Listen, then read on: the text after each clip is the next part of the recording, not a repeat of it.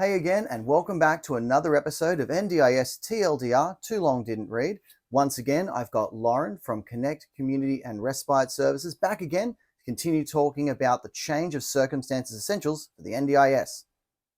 So then moving forward then, so as someone who obviously does, has done a fair few change of circumstances, what would be the sort of key thing that you'd like that new support coordinator to hear or that participant to hear that would be that carry away of what would be something that they should really make sure that they've got? I know we talked about evidences, but is there maybe that sort of subtle or secret hack that they might not necessarily think about that, someone who's experienced might be more adept in? Yeah, look, one of the biggest reports you can have is a functional capacity assessment. Every single change of circumstance should have one in there. It is almost the highlight into someone's capacity level and what supports they need.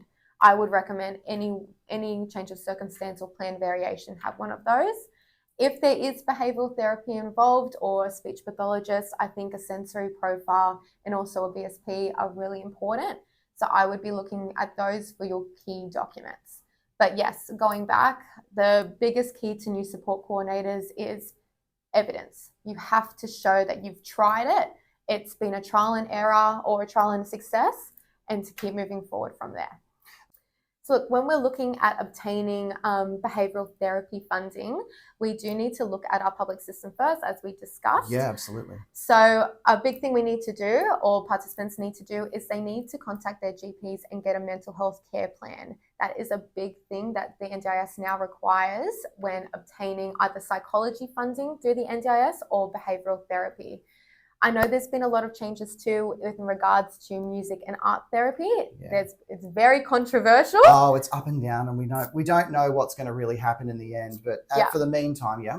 Well, looking at that at this second now, they are approving funds for it if a behavioural therapist or a psychologist has written a report to state why they feel it's beneficial for the participant and what intervention. And so if you are looking at obtaining art therapy or music therapy, it's really important to get a psychologist or a behavioural therapist to write a report on the benefits of it and how it's going to maximize the intervention for that participant. Absolutely. And look, it's not just about having art and music therapy for the sake of it. It's really about demonstrating that value that gets added. So having those extra opinions from those professionals really empowers the coordinator to improve that quality, that change of circumstances, to have that evidence backing it. So it really does make a real effort there. Absolutely. Yeah. Okay. And so with all of this here, so obviously Connect Community and Respite do more than just coordination.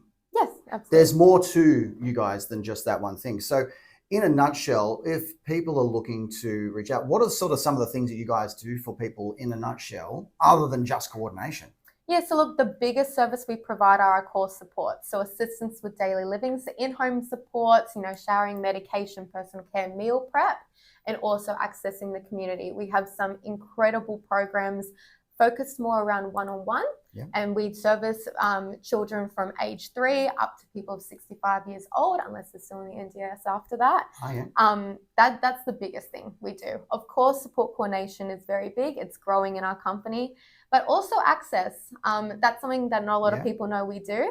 So if you're actually looking for help to get onto the NDIS, we have a whole team of professionals that help with that. Okay, and that's actually its own thing. That is its own issue right now, where people are finding it difficult just getting on to the NDIS. So knowing that they can come to you guys for that support and that assistance, and then if they wish to use you guys further, that they can, that's really important and empowering to people that are out there that want to become participants, or those family members that are looking to get support for their child, particularly working with kids. Now, let's also remember that given that this theoretically could be viewed by someone in Perth, someone in, all the way up in Cairns, where do you guys operate? Where do you guys support? Yeah, so look, our core supports are in New South Wales, all over New South Wales. Okay, yeah. Yeah, we've recently expanded, which is very exciting. But our support coordination is nationwide, so is our access. So we actually do have some support coordinators in Perth and Queensland now. Excellent. At the moment for South Australia and Melbourne, our current coordinators in New South Wales travel. So that's more remote. But in Perth and Queensland, we do face-to-face as well. And I think remote support coordination really has a place, particularly for those with psychosocial issues or psychosocial disabilities that would prefer to have someone remote. They don't necessarily want to have someone right next to them. They might feel more comfortable with someone on a screen. So that could potentially work out really well for you guys. So if they wanted to reach out to you, Lauren, where would they find you? How would they reach you? Yeah, look, one of the best ways is through our website. We have a free consultation button. So our website is www.connectcommunity.com.au. So there's an easy way for people who don't feel comfortable to straight away call us. They can book a free consult online through our calendar, or they can have a look at our socials, our Instagram, or they can call us on 1300 600 045. Okay, and that was Connect Community, one word, or is there a dash in between? No, that's Connect Community. Connect Community, one word. So that way, no mistakes, Stuart. When you go to type this later on and you want to look it up, Connect Community, one word. Lauren, thank you so much for coming on today. Really appreciate having you here and giving us some really good feedback. Yeah. Look, thank you so much for the opportunity, and thank you everyone for watching. Thank you. So once again, thank you again to Lauren from Connect Community and Respite Services. Really appreciate that insight and hope you found it informative. Look forward to seeing you next time here on NDIS TLDR with me, Stu from Plan Manage Assist. See you then.